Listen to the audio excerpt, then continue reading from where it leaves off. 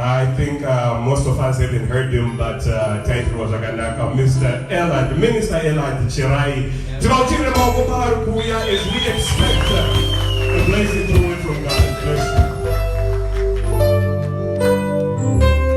Hallelujah. Hallelujah.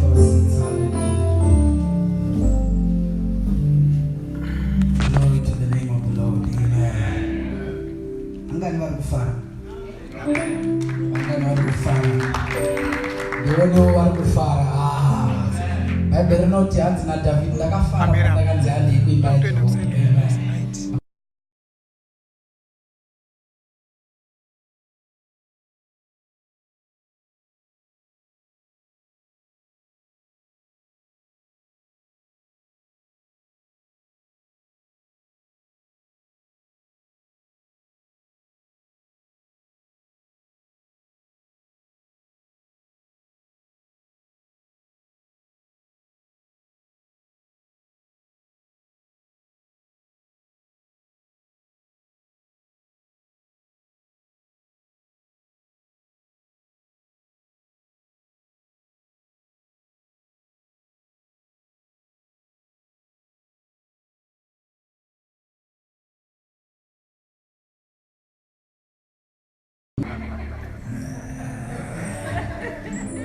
Hallelujah. Smile, God loves you. Amen. Hallelujah. Yeah. I love singing. Don't worry, I know my time. Don't worry. I love ministering to the Lord. Is that sing?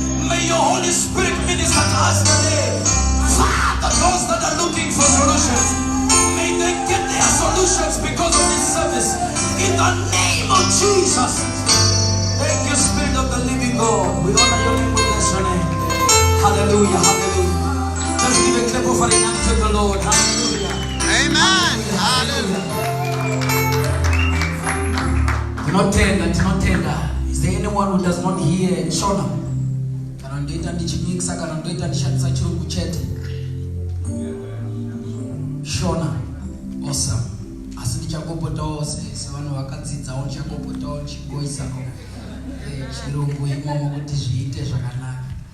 Notenda. Hallelujah. Smile. God loves you. Just tell your neighbor that you're looking beautiful than the last time I saw you. Yes. Like the last time? Go, go. Hallelujah. There's joy in the house of the Lord. Yes. I'm not going to spend much time here, but ndine nyaya yakaiswa pamoyo pangu naMwari. Ndakamboti Mwari madireko kundiomesera zvakadai nekuti nyaya iyoyo payakauya musi wechina usati wasvika ndange ndichinzwa kuitirwa zvakanaka. Asi china pachakazosvika ndikareceivawo news dzandakareceive, it crushed my spirit. Ndakaurawa moyo zvakanyanya. Leadership, they know what I'm saying. Ndikati pati Mwari muri kuda kundipireiko nyaya yekuti ndiitaure, nekuti pandiri kuzoitaura handisi kutaura nemichete asi ndiri kutotaurawo nemi. So it's something that even I'm shaking right now, because I know it's something that is going to minister to someone. At the same time, I'm not only ministering it to you, but God is also speaking to my life. Amen. 1 John chapter number 5 verse number 4. Thank you, Vangel, for reading. The word of God said, for whatsoever is born of God overcomes the world. I'm going to be very slow so that it's not bad at this part, because it makes the foundation of what I want to say. Whatsoever is born of God overcomes.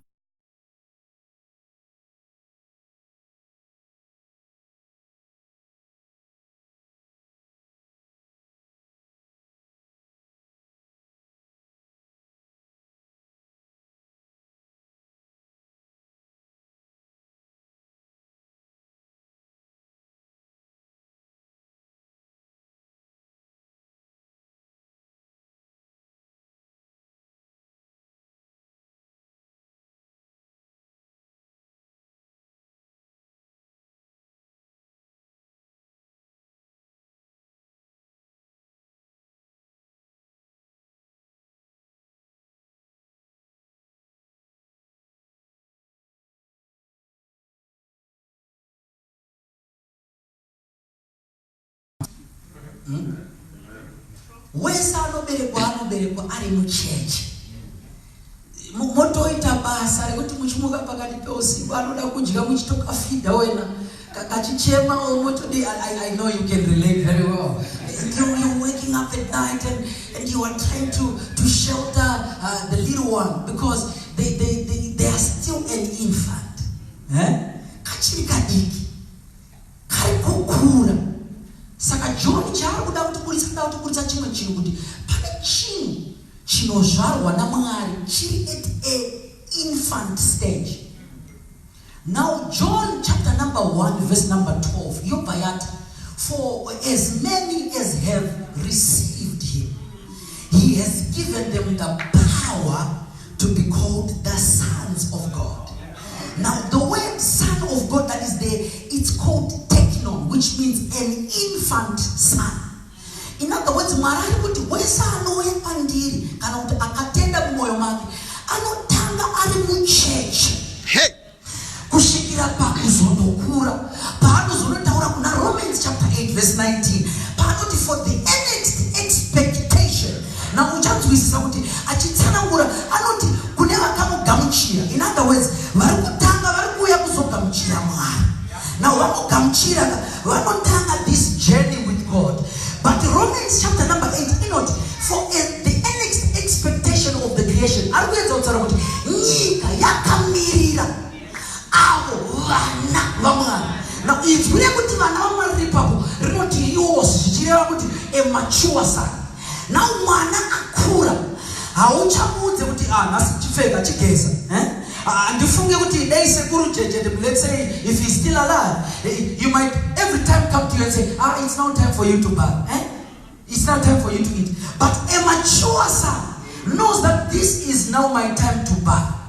This is now my time to. They have the ability to discern between what is good and what is not good. that a mature son. Now saka John arutiti Chakaberekwa Namwari. Chinotanga chiri chidiki, but chinokura. But what I assurance anoti Chakaberekwa Namwari Chinokunda Nyika. Whatsoever is born of God overcomes the world. In other words, the word whatsoever, it could mean anything that God decides to give birth to.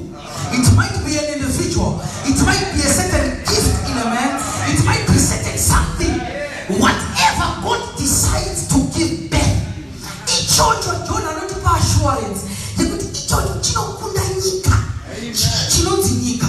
Romans chapter number 12, verse number 2, that do not be conformed to the things of the world, but be ye transformed by the renewal of your mind. In other words, in my limitations, I know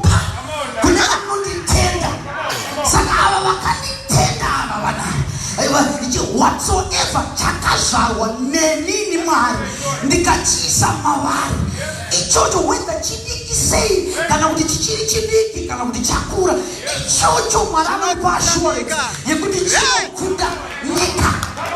Now zvoreva izvo kuti whenever you are faced with any situation in your life, you have to know that there is something that God has born in you. Mwari chaakaisa mauri chokuti ichocho achina limitation nenyika, whether nyika ingaita zvaingaita, but chiri mandiri chinokunda nyika.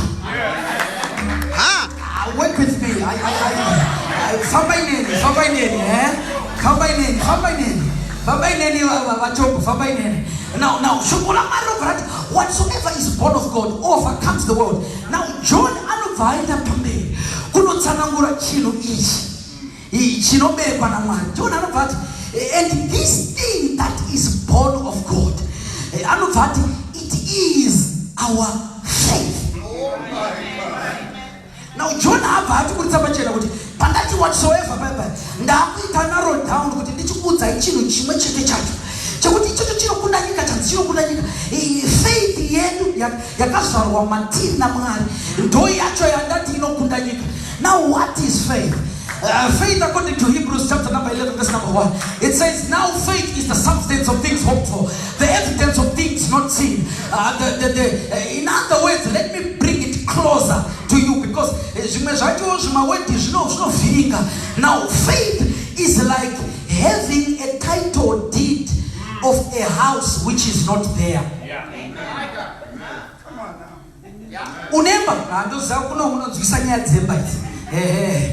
Unemba yako but haisati yako utosika background hapana chini hauna kana ofisa kana mali ku bank kana pre-approval loan usati watu kupua but une title deed yakanyorwa zita rako irikudzi wewe ndiwe landlord wemba iri pana number 3804 muna Kenda Road Melissa but ukasvika ipapo hapana kana hauna chawakabhadhara but wangopiwa title deed rinokuudza kuti iwe ndiwe muridzi wemba iri. So chindeudzai kuti chiri pamutemo chaunotenda chii. Andi unotenda kataito tito akabata nesta rako because nesta rako it has your name. So in other words, God is saying faith is when you are able to believe what is not there as if it is there. Kutongotenda kuti hapana chiri kuoneka it's okay hapana but nokutenda ndinokutenda kuti inini ndiri mukundi nokupfuurisa nokuti Mwari wakataura mushoko rake saka title deed redu ndo shoko raMwari, the word of God. It then becomes the title deed of everything that you need. Let me bring it closer to you. Let me bring it closer. Saka utaona nekunzwisisa kuti Mwari anobereka chinhu chinonzi kutenda matiri, no matter how small. No, there are levels of faith. Can I speak to the intellectuals a little bit in the next 30 seconds? There are levels of faith. There is small faith. There is little faith. There is no faith. There is he works the great. Abraham works the great in faith. So there is great faith. There are different levels of faith.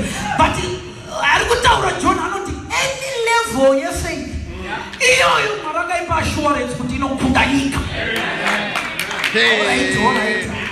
arutameno zvaarikutaura Baba.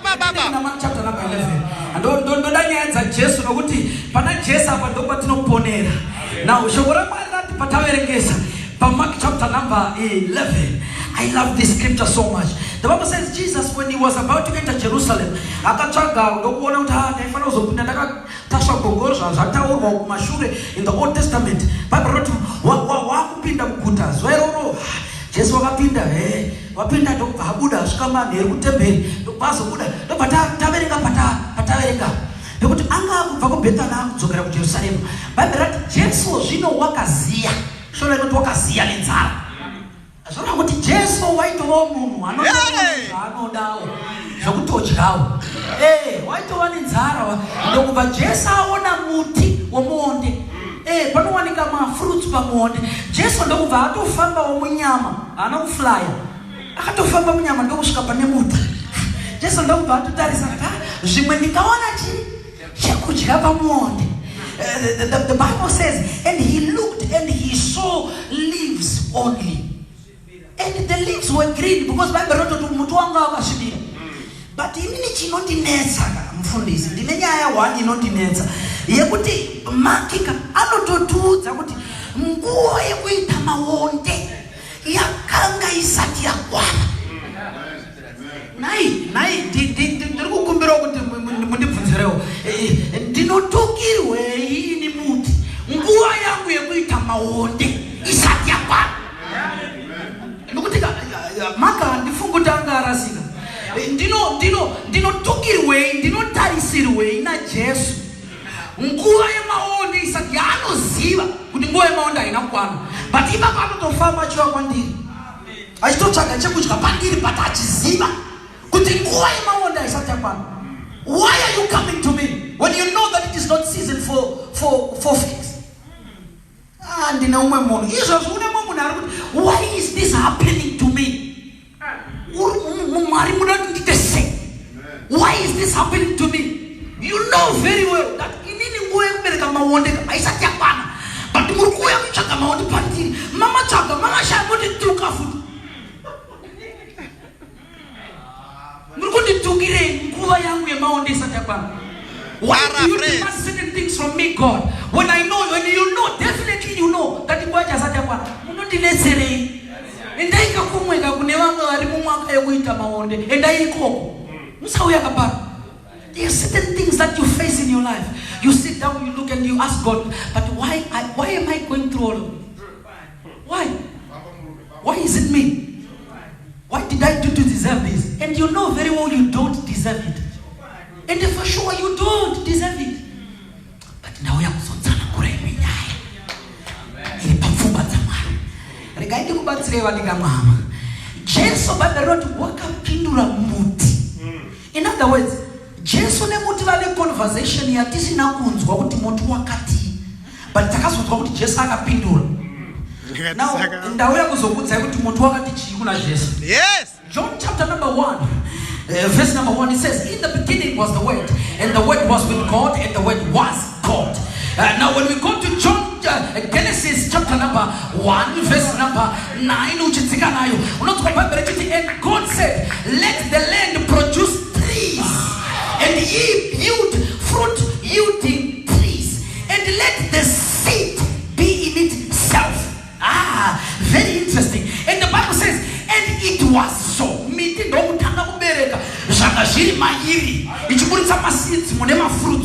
Now, the following day, God made the greater light using the word, and the lesser light, and the stars. No, let them govern, let them be for signs, and for days, and for seasons, and for years. In other words, Mararu, Mutina Pasimbara, but I'll be a Pamuda. Panezua. Richard Gavana chinonzi seasons kwauri. Saka ukangofunga kuti watobereka ugonobereka. Chauchafana kuita unofana kubereka mumwaka wanitapendera ini kuti unofana kubereka. Saka uchaona kuti pagore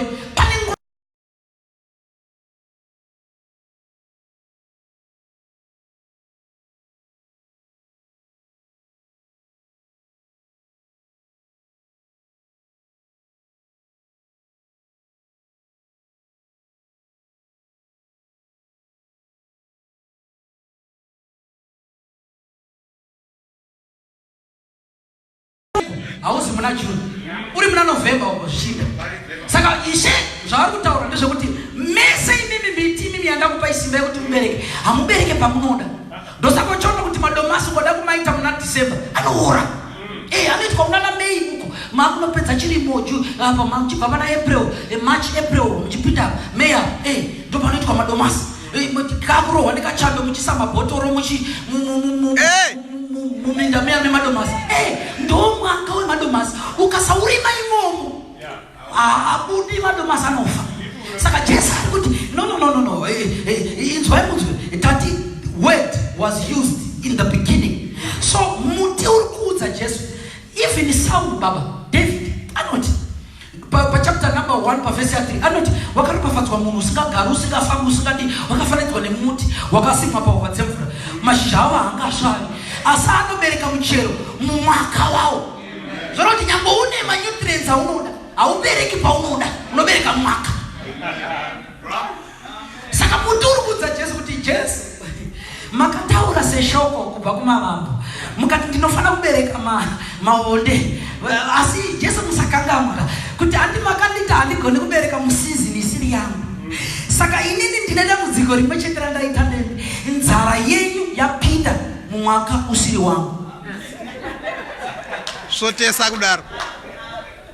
Nzara yenyu Jesu, sorry, your hunger came at the wrong time because it's not my season. Sotesa kudaro. Now look at this.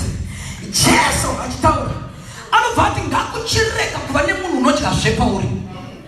Now izvozvo zvinozointerpretwa naPeter mangwana akuti Lord, the tree that you cursed yesterday hatina kuudzwa kuti Jesu akatuka muti akati hakuna munhu uchadya pauri kubva zvino.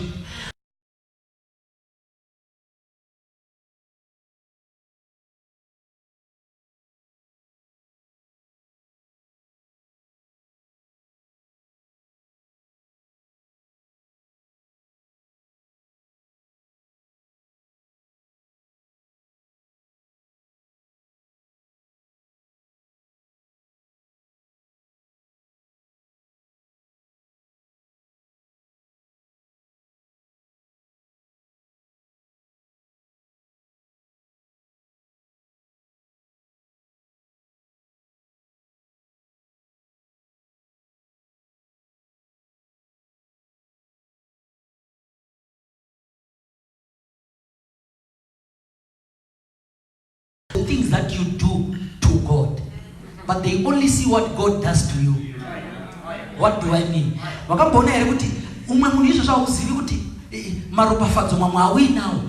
Let me just give an example. Tikaona baba muchocho mati you can just say budza vanopfeka nemedza ngoma wakaropafadzwa akomanaka ndemwareso nemhuri yavo kuti vanodanana namaibhoro akomanaka Mwari wakaropafadza. Zvinhu zvatiri kuona panyama response yaMwari kuupenyu hwavo, but we don't see what they are doing to God because most of the times they do it in secret.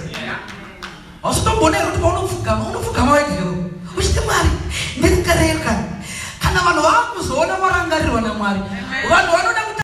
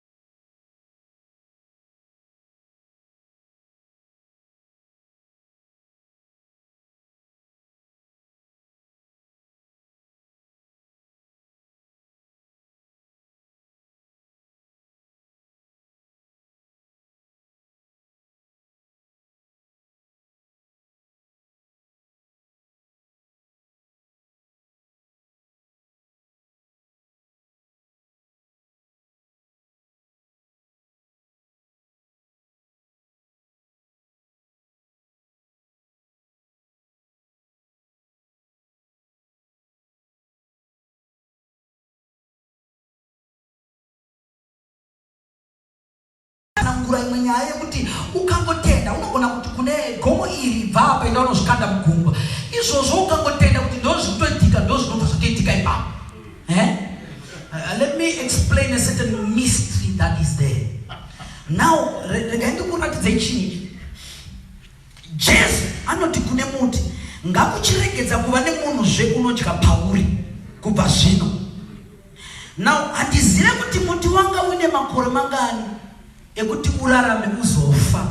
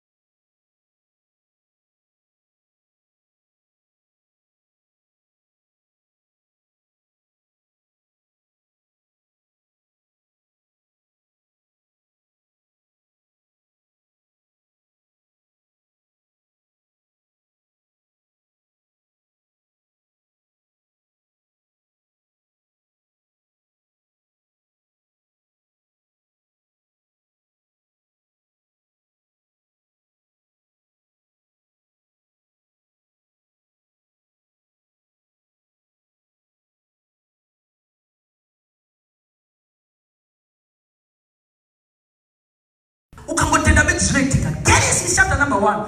Tarisai kuti gomo rakavapo nei. The Bible says, God said, let the waters under the firmament, chapter number 9, chapter number 1, verse number 9, gather together and let the dry land appear. And the dry land was. So in other words, the dry land came out of the sea. And he called the dry land earth, and he called the waters seas.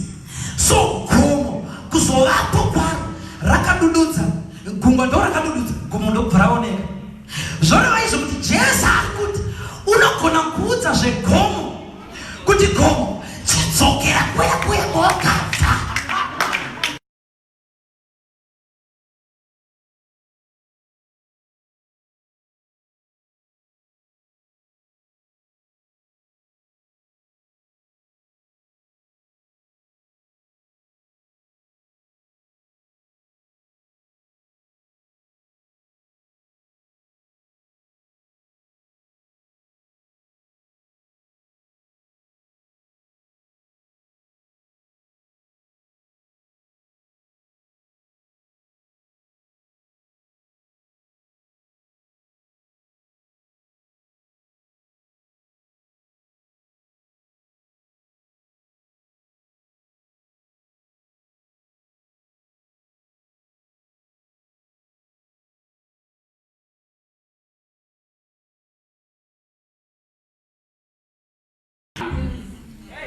Right now, and you feel it has been there for so long.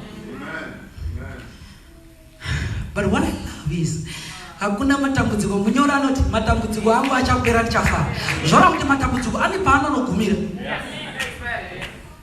But manje chiona izvi Jesu ari kuedza kuudza kuti faith yakaberekwa naMwari. Onai tadzokera kuna 1 John chapter number 5. Faith yakaberekwa naMwari. Kana kuti chese chinoberekwa naMwari chinokunda nyika. Now they can debate a question. John chapter number 4 verse number 8. You bet whatsoever is born of the flesh is flesh, and what is born of the spirit is spirit. In other words, what is born of God, John 4:24, you bet God is spirit. In other words, Mwari zvaari mweya anozvara mweya. Anobudisa chinhu chine DNA yakafanana naye. Nokuti hakuna mwana wamuchazombobereka imasafanana nemi. Andobuda ane shembe yenyu yechirebvu ichi. Ndone uyu hayo ndeyako. Manza iyi ndeyako. Nokuti mu DNA make mune makromo.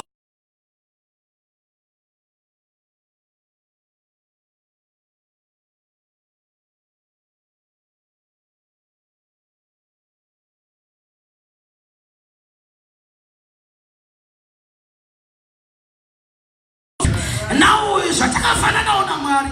Zvoro kuti chino ndechepamweya asi John ati chinokunda nyika panyama.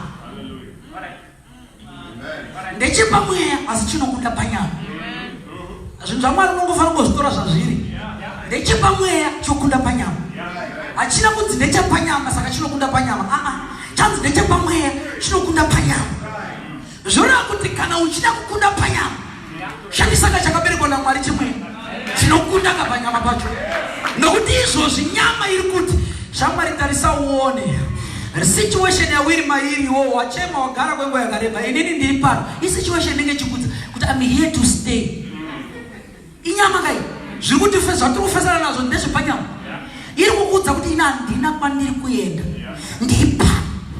But iwo wotarisa sekuti okay, chiregedzai ndishandise chakaberekwa naMwari. Icho chinokunda ndechepamweya asi chinokunda panyama. Pandinonochishandisa aya ndo mashandisirwo achinoitwa.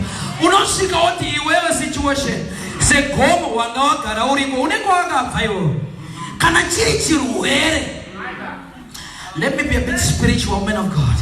If it is cancer, if it is HIV, if it is any high blood pressure, you are saying you are here now, but you had a beginning before you came to my life. And I know you have an end, and your end is for you to kill me. Without uraya wechiwere. But handisi kukuendesa kwaunopera nokuti handisi kuda kufa. Ndakukuendesa usati wauya.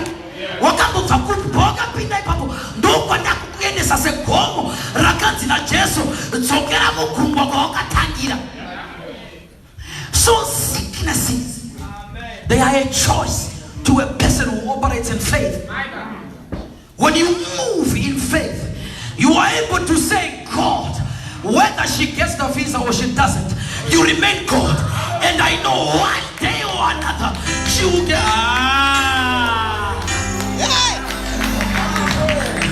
Whether man andinaye izvozvi, but chandinosiva ndechekuti barrenness ichapera. Kana barrenness yapera, inini ndichafara. Zvandinonoita ndinotaura nebarrenness kuti iwe barrenness, nezita raJesu ndinotaura newe. Une mavambo, une magumo, zviro zvandakapiwa kutenda. Ndinokuudza iko zvino kuti nezita raJesu dzokera usati wauya. Nobody here, everybody just Nobody here, everybody just Nobody here, everybody just it might be leg, it might be another nature. Oh no, dear, no, no, no, it's about him where. No, not where. And you go before the Lord and you say, God, you said children are a blessing unto me. You are holding a title deed. I enter in faith. For the people that operate in faith, they are not limited in that nature. They are not limited to seasons.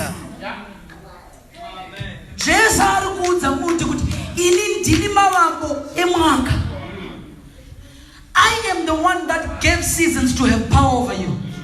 So whenever I demand something from you, you don't have to ask questions. Do not tell me kuti muti pa kaona kuti Jesu akuya muti waigona kutotanga ipapo kuita maruva. Jesu achifamba ma steps kudai muti wotoita ipapo uchibudira nyuchi dzotouya dzoto fertilizer kuti Jesu paanosara osvika pamuti akugona kutema mafigs ndozvitenda ine. Nokuti nezuva riya tsvimbo yaAroni yakaiswa muareka yakauma baba isina chinhu. Bhaibheri rinoti vachimuka mangwana tsvimbo yaAroni yanga yaita maruva ikaya hamena kuti chai yakafertilizwa neimomo maalmonds akabuda frutu yaidyiwa pachidanda chisina kana mudzi. Kana chidanda chisina mudzi chakagona kubuditsa mafrutsu, wati iwewe wakadzikiswa pasi wakatomira wakatarisa wozondiudza kuti Mwari mauya mukana mauya musizini siri yangu. What am I saying today? I'm saying in that situation in your life, I love to be very practical. Do you know what you told me kachena udai? Unoza kuti vanhu vanofunga kuti hatisangane nezvinhu. Vanachikuona sewakachena. Nofunga kuti vanhu vanenge like what I said. I know they don't have come out for correct. But there are certain things that will be in your heart and you say, God, for how long? Muchindiona ndakadai ndotori nezvinotondinetsawo. But ndinongotenda kuti Mwari, I operate in faith. Ndinongotenda zvinhu zvicrazy. Nokuti Bible rinoti kuna is it Luke rinoti for by faith all things for by God, all things not some but all things are possible to him that believes. Then Mark chapter number 11 verse 24 when you pray, believe that whatsoever you pray for, you have received it. Zoro kuti mune simba kunamata kuvura muromo wako uchinamata nokuti pauri kuvura muromo wako uchitaura uri kutaura zvauri kutaura okay now the word of God says for we having the same spirit of faith as it is written, I have received we believe, therefore we speak. Zvatinotenda tinotenda. Kuita kutenda kusina mabasa ndekuti unongotenda bedzi hautauri. Taura zvaunga kuona. Kana vari vana vanoda kupasa taura zvaunga kuona. Get out of that comfort zone and say, Lord, I'm coming out. I'm coming out. If there is a change that I need to see on my children, I'm coming out. I'm entering in faith. Play something softly. I'm coming out. I'm entering in faith right now. And as I begin to speak and as I begin to pray, may you change every situation. May you alter every life. May you alter every child of mine that has lost their way. May you alter their lives. May you minister to them where they are. Wherever they are, may you minister to them in this barrenness. I speak to you now. May Lord, may you change this situation in my papers. Mapepa angu kugara muno baba nesitara Jesu anopareta mu faith anobuda mu system.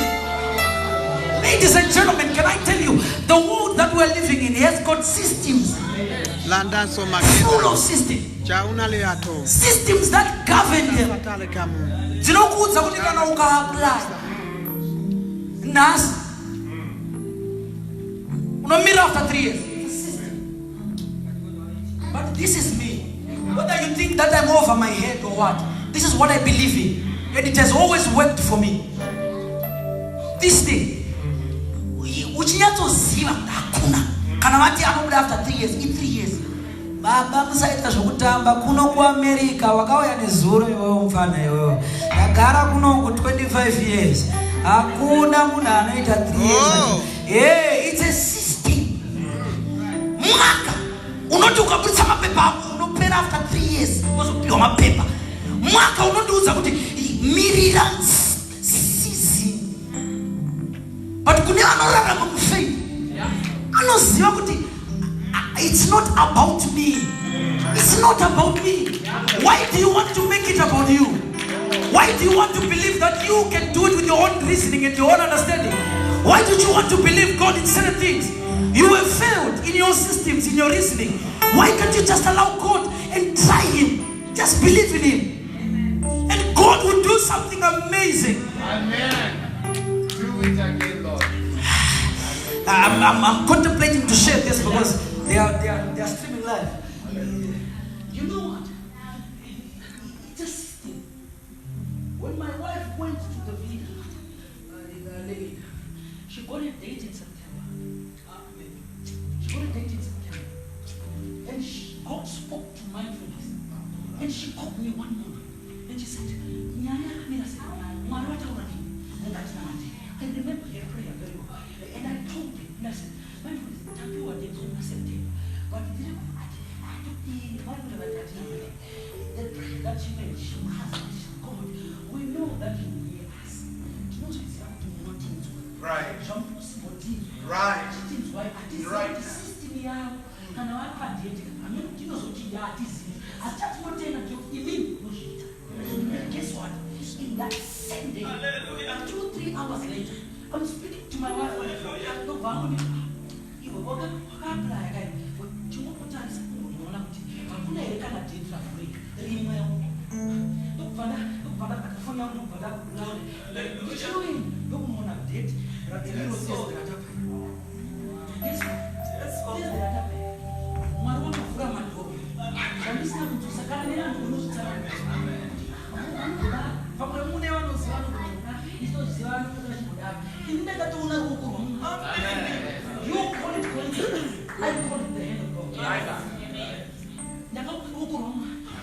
If God can do something with the system, can He not change your life?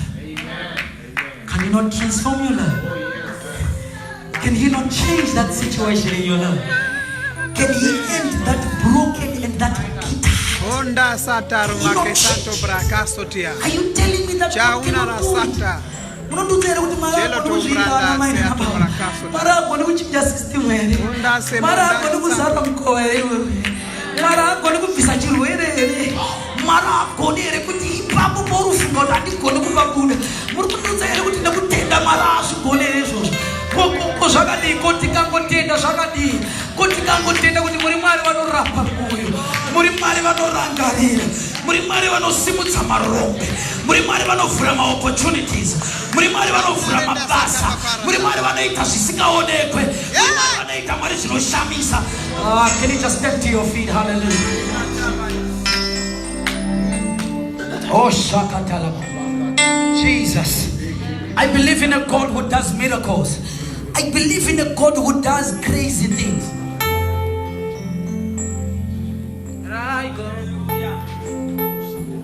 Jesus Christ. Matthew chapter number 8. Ukaiverenga pa verse number 1 kusvika pa 4. Jesu achidzika kubva mugomo. Bible rinoti achipedza the sermon on the mount. Chapter number 8 inotanga achidzika akasangana neumwe murume aiva nemaperembudzi. Murume uyu akamukumbira akati, Ishe, mukana zve, mukana ndinopora, mukana ndinopora. Bible rinoti Jesu akamutarisa akamunzwira tsitsi. The Bible says, and Jesus touched this man. Now, mirayiro yechiJudha hakuna munhu waiva nemaperembudzi waitenderwa kusangana nevanhu, let alone kubatwa nevanhu. Nokuti mumalaws aMoses zvainzi ukabata munhu ane maperembudzi you become unclean for 7 days or a long time, I don't even know. But waizova unclean. But nokuti chakubata chiri kunzi chakucontaminatawo. But Jesu achibata murume uyu ane maperembudzi chiri paari ndo chiri kuenda pane murume. Murume uyu Bible roti chiripo ripotyo. And immediately the man received his healing and he was made whole. And Jesus says, go and show yourself to the priest and give an offering for the testimony. Now there's one thing that I love. People that operate in faith, systems don't contaminate them. Situations don't contaminate them. Things that surround them don't contaminate them. But it is their faith that changes the system. It is their faith that changes anything that they desire. Just lift up your hands. Hallelujah. I know I might do certain things. I want you to close your eyes.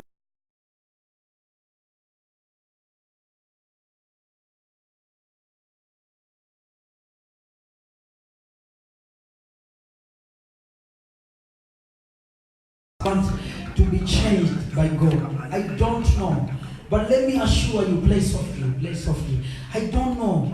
That thing that you desire, God is here to do it in your lives.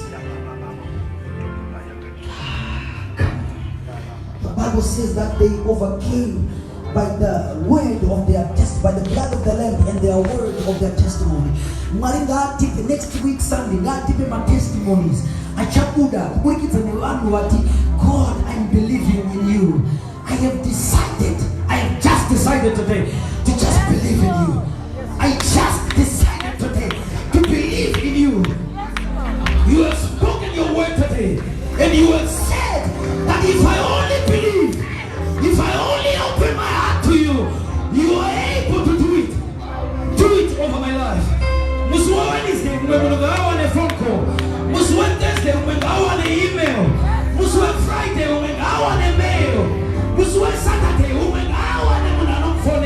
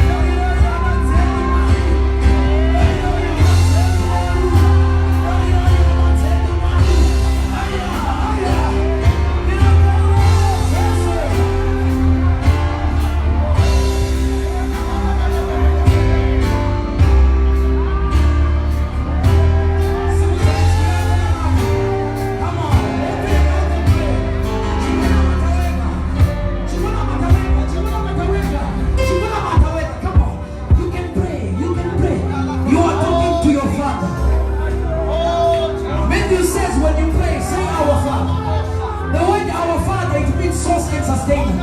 Namata kuna baba wako. Come on. As if you're talking to God, you're talking to your Father. Just for the next 30 seconds, lift up your voice and tell God what you desire to see in your life. What you desire for something to change in your life. Come on. If you feel like you want to kneel down, you can come up to the front. You can do on your chair. If you feel like I just need to get a hold of this God.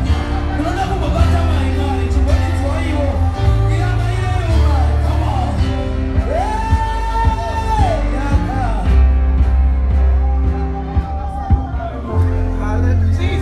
Lift up your hands. Father, in the name of Jesus, I thank you for your Holy Spirit. I thank you for your Holy Spirit. Nokutenda imali moya wenu ulibajuli. Nokutenda imali neshoko lemutselizo. Ramataura nemumu maskata.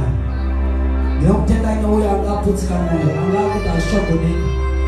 Angakuta hakuna kwanichatarisi. Hakuna kwanichaona rubatsiro. David aonoti ndinotarira kumakomo. Kumakomo ndokulova rubatsiro rwangu. Rubatsiro rwangu runobva kuna Jehovah. Maskatano Mwari takasimudza maoko edu as a sign of surrendering our lives to you. We depend on you. We believe on you. We have heard your word. Lord, the situations that are in our lives, some of us, we are almost about to give up. We don't deserve you asking for something to eat from us. But we know when you demand something, the ability to produce it is in the inside of us. Let testimonies come out of this word. Let testimonies come out of this word. Let the sick be delivered. Let those that are bound be set free in the name of Jesus. Let your mighty hand be shown in this place. Mwari wanuchaka mame mabasa, wanuchaka kusimutsiro wa kumabasa, wanuchaka mapromotion, wanuchaka mapepa, wanuchaka shavanoda, wanuchaka amadzao mavisa, nabanesita na Jesu, muri mwari wanaita zvinoshamisa. Zvinotidzeimba all saints Mwari Richardson. Show yourself strong, Jesus. We thank you for delivering this place. We thank you for delivering our children who are not here. We thank you for delivering our wives who are not here. We thank you for delivering our husbands who are not here. Lord, you do great and mighty things. When we finish at no shooting now, we do not eat it. In our business at no rana. Roba time when you walk away. Garutapa no to come sort of open you. The leg one will tell you. Take no one who would have to put on. Marati when you should check it. As if you don't check it on you. Let this word be like a seed that has been planted on the ground. And let it germinate in our hearts. I thank the Spirit of the living God. We honor your name, we bless your name. Father, we give you all the glory. Can you just clap your hands unto the Lord? It's